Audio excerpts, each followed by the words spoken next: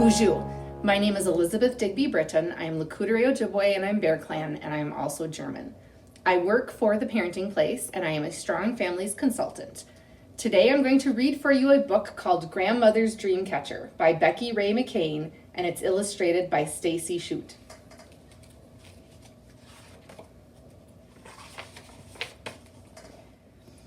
The Jeep grumbles and growls along the road. The top is rolled down and the wind lifts the corner of my bandana. Daddy and Mama are taking me to Grandmother's cabin way out in the woods by a lake. I will stay with her while Daddy and Mama find a home near Daddy's new job in Chicago. When Daddy turns, the road becomes skinny like a snake. I lean back and close my eyes. I picture Grandmother in her blue cotton dress with the little flowers I can only see when I am close enough for a hug.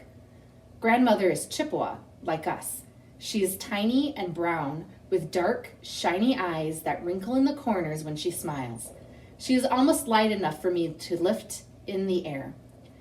That is what I will do someday when I am a bigger girl. I will lift my grandmother into the sky. She will flutter and fly and sound like a bird when she laughs as we float above the trees. The Jeep stops. It is night outside. Grandmother opens my door before I do, and I tumble towards her, half asleep. I lean against her as we walk to the cabin. The chilly night wind races through the trees around me. In the copper pot on Grandmother's wood stove, water makes giggle sounds as it bubbles and boils. Heat pours from the stove, and soon my hands and face feel nice and warm. The grown-ups start talking. I snuggle down on Grandmother's green couch and drift to sleep again. This time, sleep is noisy and mean.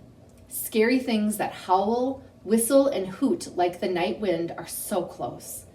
I scream and reach for Mama and Daddy, but in my dream they can't hear me. "Kimmy," Mama says as she holds me.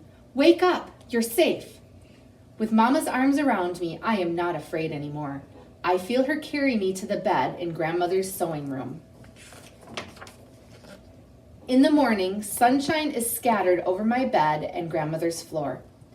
The grown-ups are talking in the kitchen. Mama's voice sounds different. I think maybe she is telling about my bad dreams.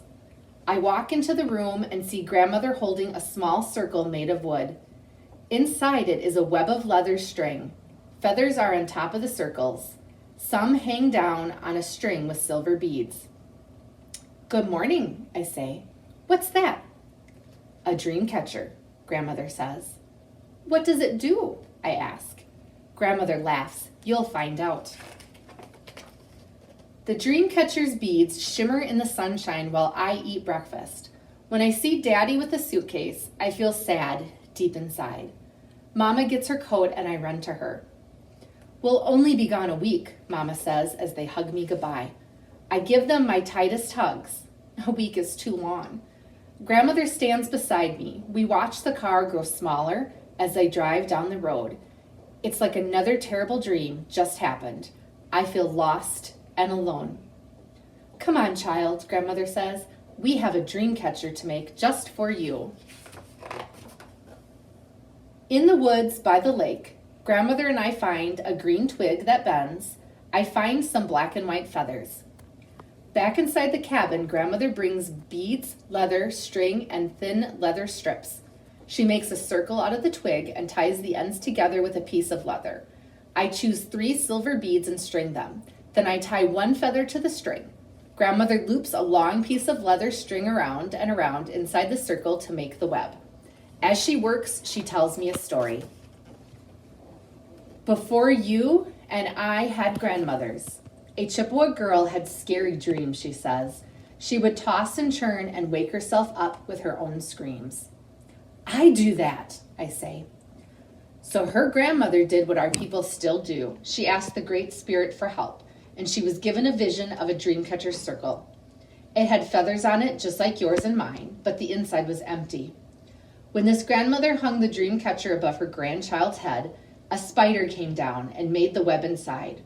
All the child's dreams were then caught in that web to go to the Great Spirit. Only the sweet dreams were permitted to go back to the girl. Did it work? I ask.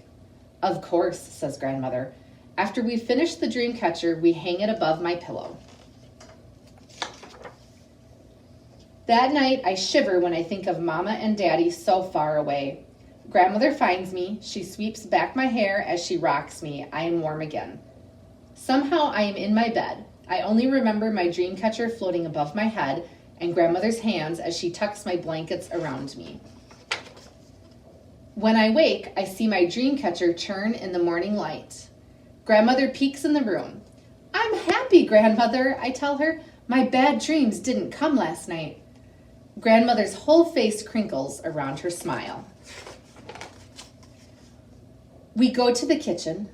Mama and Daddy will like my dream catcher, I say as grandmother cooks crispy fry bread.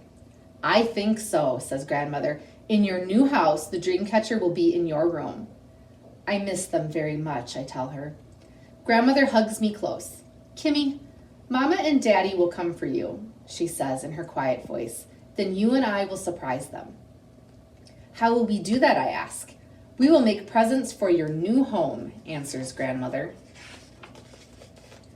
Each night I sleep under my dream catcher. My dreams are happy and peaceful. Each day, grandmother and I are busy with our work. We sew beads on leather to make hair ties for Mama. Grandma takes me fishing and I find a special feather just for Daddy. We make a dream catcher for Mama and Daddy. But my favorite surprise is the picture I make of my family. There's grandmother, Daddy, Mama, and me under my dream catcher. Rainbow colors splash out of the feather. And when Mama and Daddy come back, that's the present they like best. This is one example of a dream catcher. Chimigwich, thank you for listening and have a great day.